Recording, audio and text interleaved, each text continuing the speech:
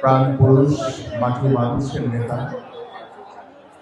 আমাদের doctor M A. Qayyum এবং আমাদের মাঝে উপস্থিত আমাদের ঢাকা 18 আসনের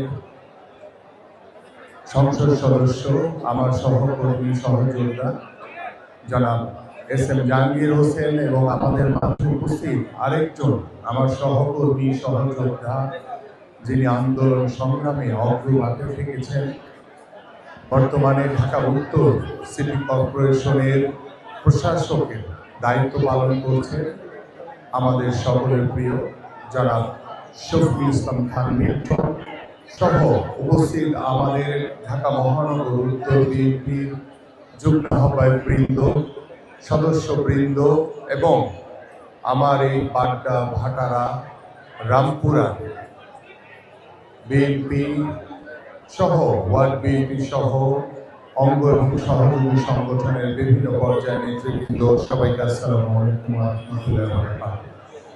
বক্তব্য দেওয়ার পিছনে